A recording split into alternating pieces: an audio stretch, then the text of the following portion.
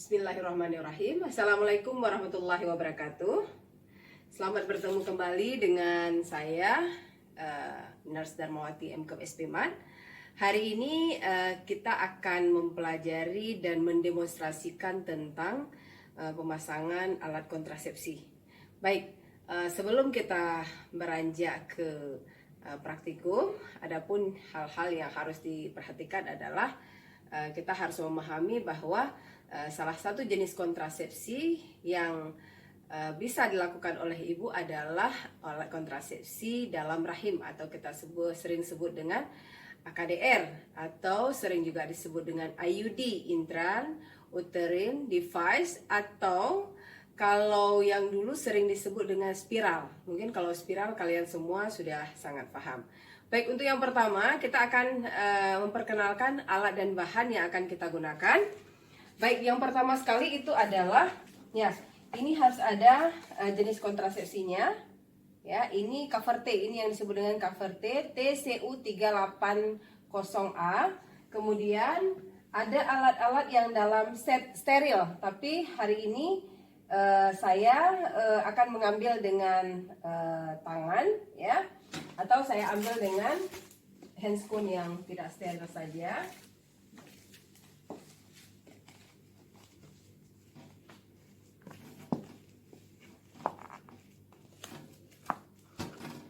Ya, baik.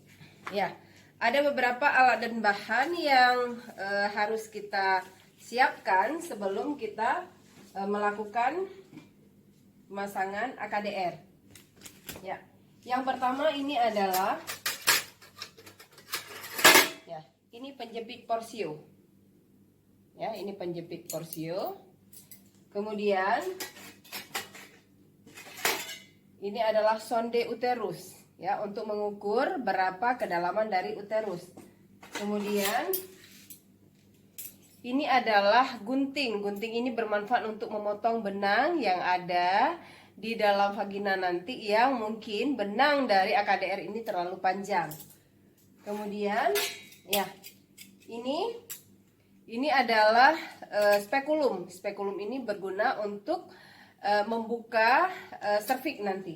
Kemudian, ya, ada satu lagi alatnya. Mungkin tidak tersedia di sini, mungkin nanti akan tersedia. Ya, dia adalah penjepit seperti namanya oligator. Kalau saya suka bilang tang buaya, ya, untuk menjepit benang pada saat nanti kita akan membuka dari AKDR. Jadi itu alat-alat steril dan kom. Kom ini adalah berisi betadine nanti akan dimasukkan ke dalam kom steril ini. Dan di sini juga ada kasa. Nah, selain itu juga kita harus menggunakan kapas DTT, ya. Kapas DTT ini yang akan berguna untuk melakukan vulva hygiene. Kemudian ada bengkok, ya, yang nantinya kita letakkan di sini, ya, untuk melakukan vulva hygiene, ya, untuk membuang sampah. Kemudian juga tersedia kom untuk cuci tangan. Kom itu berisi air DTT, ya, untuk handscoon yang sudah kita gunakan.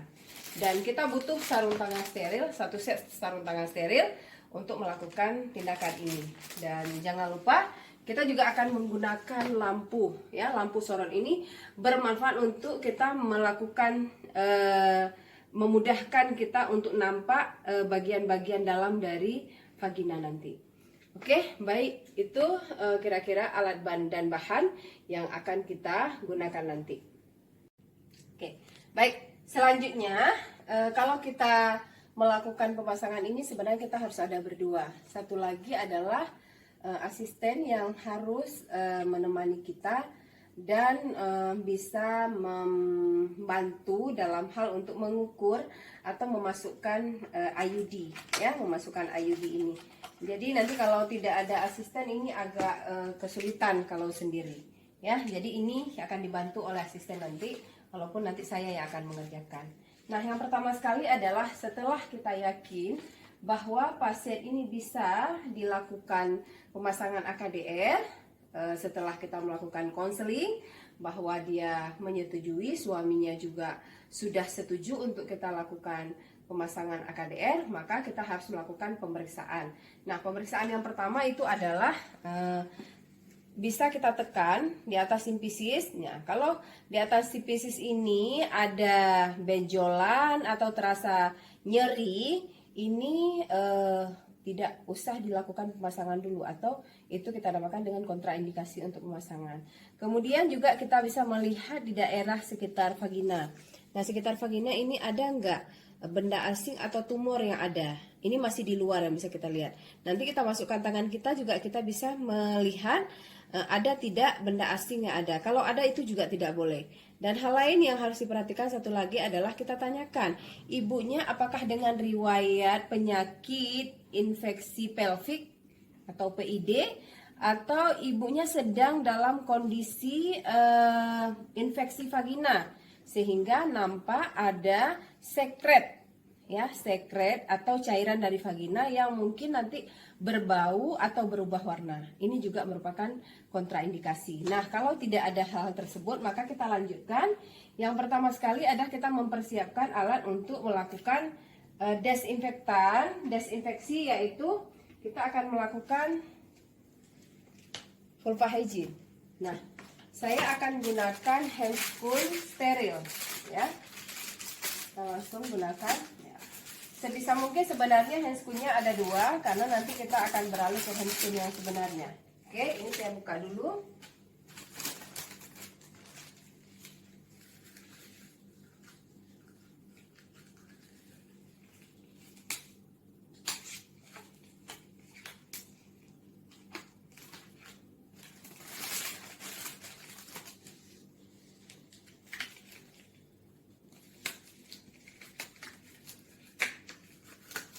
Ya, posisi ibu sekarang adalah posisi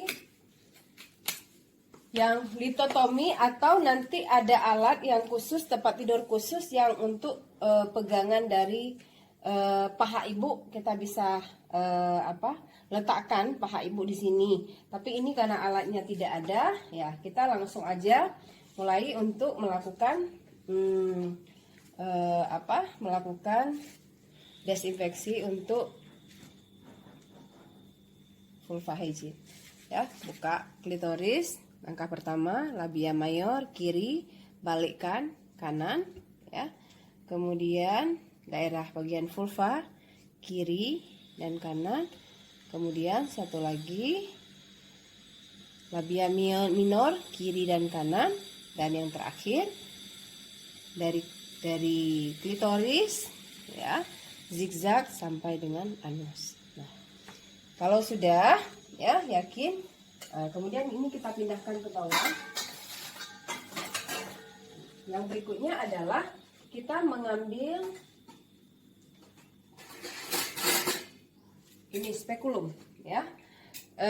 Boleh kita mengambil sedikit gel, ya, agar tidak terlalu sakit pada saat masuk dan bisa menjadi pelumas. Boleh juga kita menggunakan betadine. Jadi betadine yang kita taburkan di sini untuk menjadi desinfektan atau pelumas pada kita, ya. Oke, kita yakinkan ibu sudah siap ya bu ya. Mungkin kalau sedikit sakit ibu boleh tarik nafasnya, tapi jangan dibuat jadi kaku, ya. Kalau buat jadi kaku ibu akan terasa sakit nanti. Ya baik, ya ibu. Nah caranya adalah lihat. Ini bukan seperti ini memasukkan spekulum. Salah. Caranya adalah miring. Ya, miring seperti ini dan dalam kondisi yang terbuka, tidak terkunci, ya. Tutup seperti ini, ya. Oke. Masukkan, ya. Oke, pelan-pelan baru nanti kita geser. Nah, seperti ini. Setelah bergeser seperti ini baru kita kunci. Nah, pegang seperti ini. Kunci seperti ini. Nah, ya ini sudah kuat, ya, terkunci seperti ini. Oke, baik. Yang pertama harus kita lakukan adalah kita bisa melakukan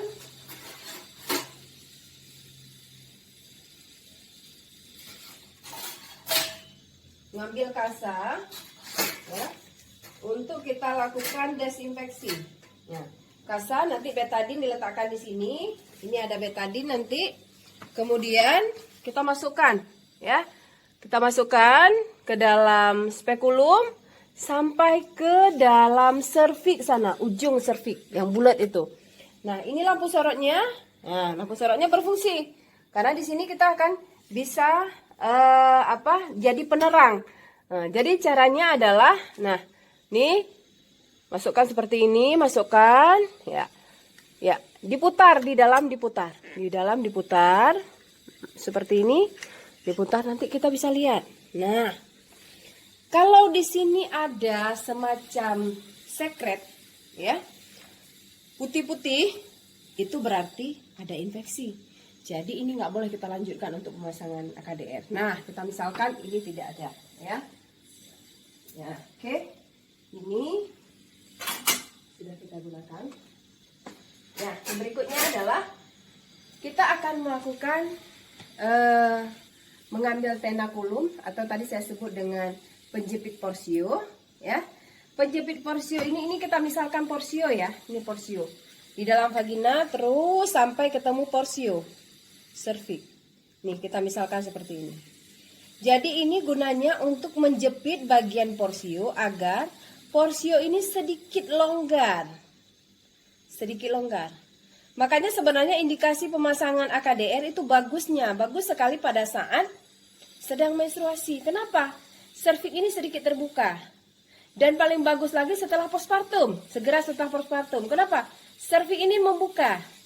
Tapi pada saat ya sedang tidak menstruasi boleh nggak? Boleh, tapi ini menutup dan terasa sakit. Makanya kenapa disarankan memasang alat kontrasepsi AKDR itu adalah baiknya pada saat menstruasi karena ini sedikit terbuka. Nah, ini tenakulum ini untuk menjepit porsio. Menjepit porsio dari jam 6 ya. Jam 6 sampai ke jam 9. Jepitnya seperti ini. Nah, tarik ke bawah sehingga dia sedikit membuka. Ini bukan jarinya ya. Ini bagian dalam di sini, tapi bagian dalam di sini kalian kan nggak bisa lihat. Nah, kira-kira seperti itu. Nah, ini sudah kita jepit nih. Sehingga ini tertinggal di sini. Seperti ini tertinggal. Tapi karena ini pantom, ini nggak bisa tinggal di sini dia. Ya, ini saya misalkan ini tertinggal di sini sebenarnya kalau saya tinggalin nanti jatuh. Ya, oke. Kita tinggalkan ini, kita misalkan di sini. Oke. Kemudian kita ambil sonde. Nah, sonde ini ada ukuran-ukurannya.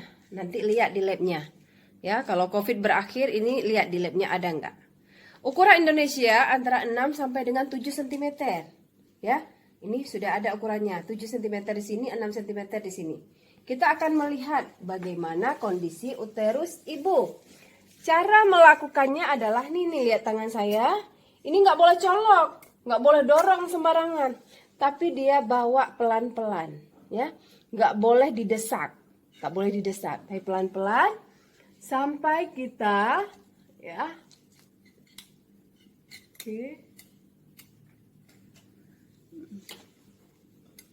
Oke, sebentar nih ya. Ya, nah ini sudah ada. Nih, nampak kan? Nah, nih, pelan-pelan. Pelan-pelan sampai dengan ini. Sampai dengan batas dari fundus. Kayak mana cara tahu? Kita akan tahu, pemasang akan tahu kalau dia sudah mentok ke fundus. Kenapa? Karena itu berarti ada seperti tertahan. Maka dia akan berhenti. Makanya tidak boleh dorong. Kalau kita dorong, itu nanti terdorong sehingga perasaan kita, uterus ibu itu kenapa jadi panjang 9 atau 10. Jadi kita tahan. Kemudian caranya kita keluarkan lagi. Kita keluarkan. Maka kita bisa melihat di sini. Ada sedikit lendir serviks yang ada di sini. Nanti kita lihat apakah lendir serviks itu berada di 5, 6 atau 7. Kalau seandainya lendir serviksnya berada di 5, itu nggak bisa dipasang, berarti uterus ibu pendek. Tapi kalau berada di antara 6 dengan 7, itu berarti boleh dilakukan pemasangan. Nah, setelah kita ketahui bahwa uterus ibu itu 6 atau 7 cm, maka cara berikutnya adalah kita harus melakukan pemasangan, memasukkan, ya. Ini kan cover T nih cover T. Nanti harus dimasukkan kemari sehingga nanti alat T ini masuk kemari sehingga dia baru bisa masuk ke dalam serviks, baru bisa masuk ke dalam uterus.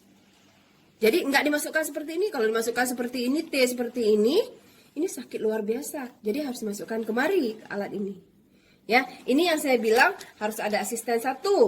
Nanti kalau saya bilang sebagai pemasang 7 ya, asisten sudah memasukkan terus langsung 7. Ya, seperti itu. Jadi coba kita masukkan. Oke, 1, 2, 3. Udah ya? Oke, baik. Ini kita masukkan seperti ini. Ya, agak susah memang kalau pakai handscoon. Ya, kok di sini. Ini intinya alatnya nggak boleh diinikan ya, nggak boleh dikeluarkan. Nggak boleh keluarkan sembarangan. Kalau kita keluarkan berarti itu sudah tidak steril. Kalau sudah tidak steril nggak boleh masuk lagi ke dalam uterus.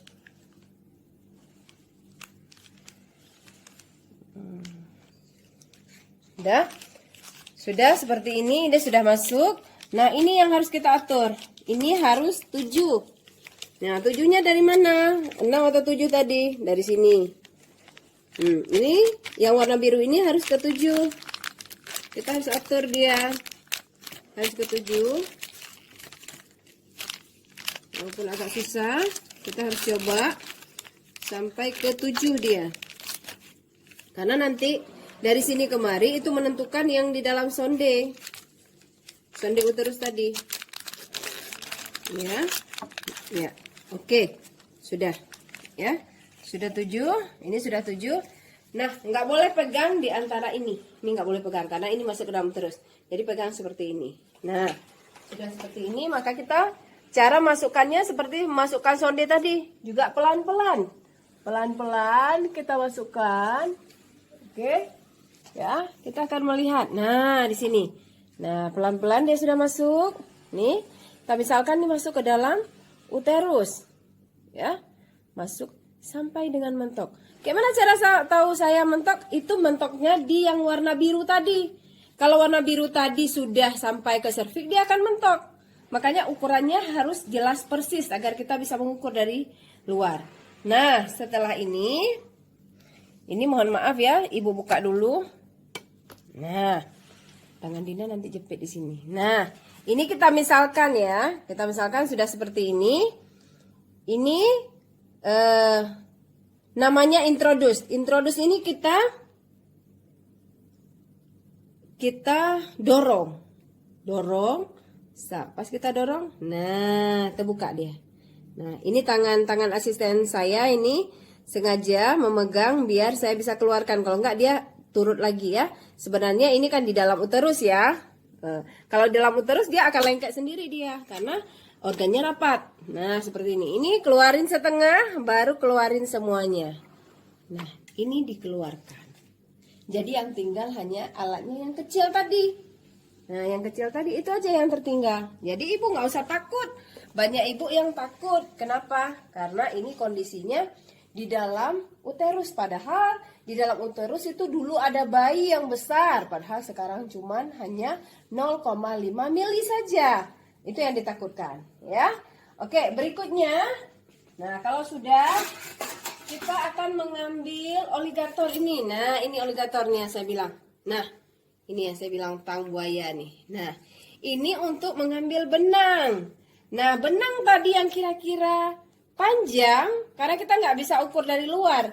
Panjang uterus, panjang vagina ibu nggak bisa ukur dari luar. Setelah AKDR itu masuk, baru kita bisa melihat. Nah, kita bisa memotong dari benang. Nah, memotong benang itu nggak boleh runcing. Kenapa?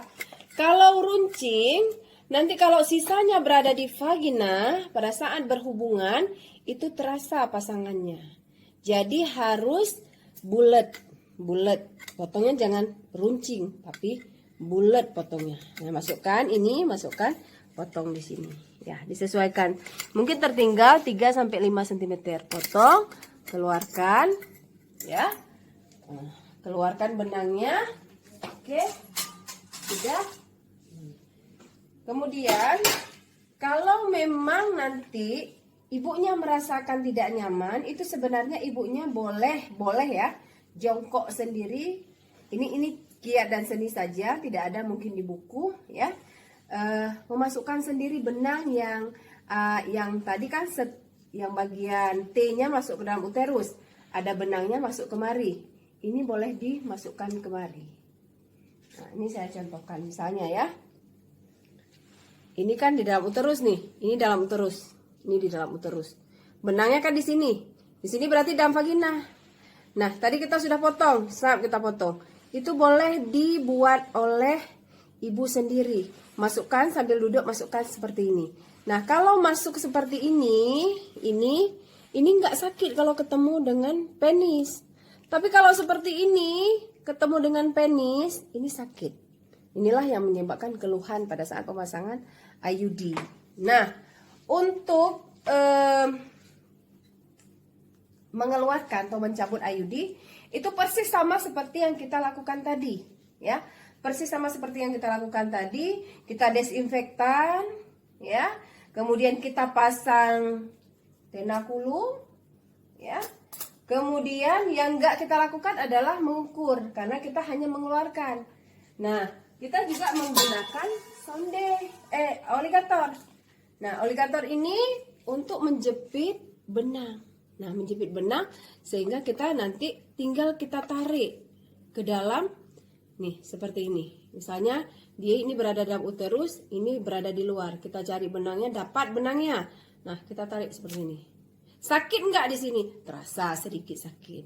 Nah, yang lebih parah lagi kalau benangnya ini ternyata karena sudah lama semua masuk ke dalam uterus. Sehingga oligator ini, tang buaya ini harus masuk ke dalam uterus. Mencari-cari di mana benangnya. Nah, kalau ketemu benangnya seperti ini, dia bisa mengeluarkannya. Nah, ini kita misalkan uterus ya tadi, ini uterus, tangan saya ini uterus, ini benangnya.